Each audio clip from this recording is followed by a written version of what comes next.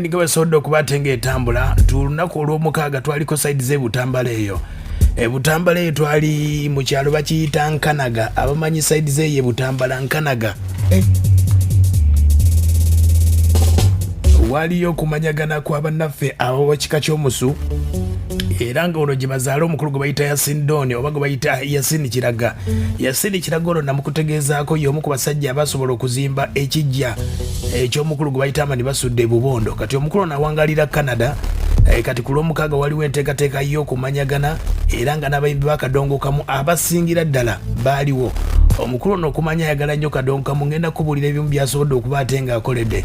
Omukulu ono ayagala ekika kye eky'omusu era gwe wowulira ttiimu y'omusungu esamba bonna baaliwo. Nalabako omukyala bamuyita Farida Bulega, omukulu ono gwe bayita Ali Tomusange, abantu baali bangi nnyo. Omukulu w'ekika ky'omusu yaliwo era ng'omukulu ono Yasin Kiraga Doni bamwebaza okuba ate ng'ayimiddewo olw'ekika ky'omusu era ye sponsor wa ttiimu eno okuva mu COVID. Omukulu ono yakola ekyenjawulo eyo side z'embutambala gye bayita Enkanaga. Buli muntu afa nga mutuuze w'Enkanaga yateekawo ye entaana n'ebyokulya wabamukubira essimu byabwereere tewali abikwatako nga waliwo afudde omutuuze.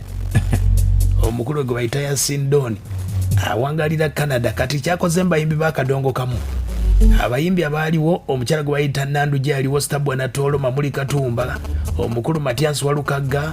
Abayimbi baali bangi. Tiimu y'Abasudde yonna yaliwo Kabuladda, ey'Akafeero, Lukwata. Oba nkubuleko ebitonotono ebyaliyo sooka owulire nga bwe kyali side zeeyo gye twali mu butambala gye bayita Enkanaga. Ensonga zonna zaatandika bweziti. Omukyala gwe bayita Nanduje yatandika ati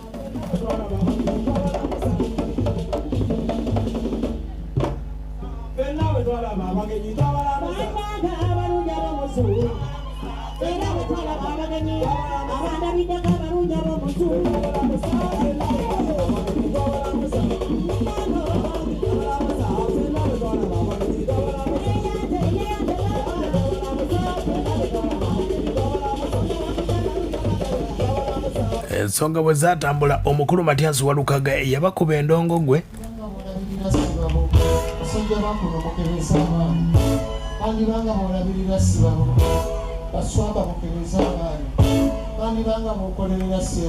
aya base yayimba n'okuluyimba lwe bayita Lubaala Akuluma we yateeramu mbu Lubaala Akuluma bakusaasira ne mayinja yabagamba bw'ati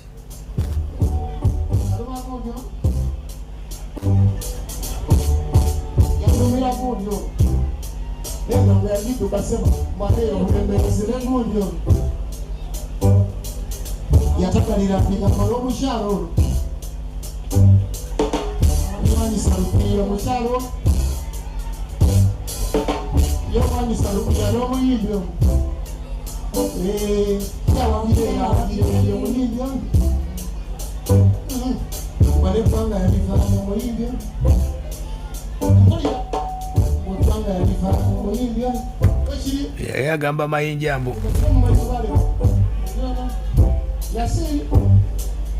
ensonga zonna nkutegeezezzaako nti abapojo Bukafero bayimba, ab'Abasudde bayimba, ne muwala wa Livingstone Kasozi Diana yayimba bw'ati akakayimba ka mugenzi Livingstone Kasozi ndi muwala we naye nsobola okutuula mu ye okuzaala kulungi mwebale kujja twebaza omwami Yasini atwagadde nnyo osanga olusi temwandi tulabe katugende mu maaso mbadde pitayite mangeyo naye nfuna ekikanga mwawa okumakya ennyo katono mpitireyo bannange mwali tegedde nga nze naye zijjidde ndowooza ekyamu tikatonna n'alagira kwenesaawa kino Livingstone sibako ebibyo kati kutwala fuledde ekizibu mu buti buno okumala nga twala ttayatyo nga sifunyewo yandakadde sijje mbatemyeku ab'emikwano n'okusiibula ku nseno gye mpitiddemu ennyo omukudaaga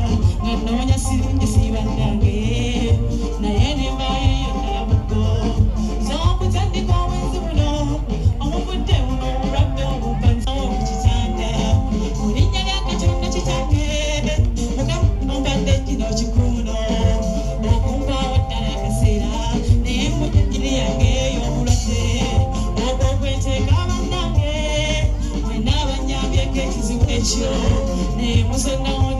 ate naagala ko mukoze nnyo baana battu bose mukoze kyamaanyi naye munda muli tulina ngonze alaba obuyirivu bwaffe saalina nnyo n'abiseera mukkirize okusiima kwange mu bufunzi mwenna abanyambyeko ekizibu ekyo neebaza akapeera Pawulo neebasudde Hamani mu kiti ekyo ani yali amanyi bannange.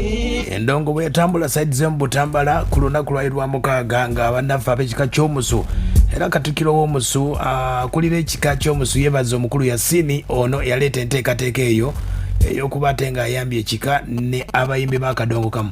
Omuntu yenna bw'atamanya kuvuna buddo bwe abakireebereebe era olw'ensonga eyo Ssaabasajja Kabaka yatutuma nti mugende abakulu mugende muwandiise bazzukulu bammwe mwenna. Yasini Lumara yagenda nanzijukiza nti jjajja tokyazijukira bulungi ngeno Canada naye bwe bwali chairman mu lukiiko lwammwe olubeerawo buli Saturday bwe bakubiriza abantu ne bakuŋŋaanya ensimbi n'engenda. Okitegedde ye mukulu oyo gwe bayita Yasini Kiraga ali best mu Canada era ensonga zonna bwe yatambuza ategeeza nti budde bwonna Kabuladde egenda kuddawo Lukwata agenda gizzaawo omukulu ono mu nsonga zonna kulabako agenda gizzaawo mu maanyi ge g'ayina amatonotono agamba ye ajja kikola. Era n'omuyimbi gwe bayita Mamuli Katumba mu bujjanjabi bwe nga bw'ogamba nti mulwadde ategeeza nti mulwadde buli kadde omukulu yamubeereddewo era ennyimba ze yasookerako ddala z'ataakola vidiyo omukulu yamutegeeza nti agenda zikola. Abayimbi b'akadongo kamu bonna bagamba nti balina ssente. Omukulu Yasini agamba ayagala okuba ate nga bazza ku maapu tabeetaagamu wadde ssente wabula ye agamba anyumirwa nnyo kye bayita kadongo kamu.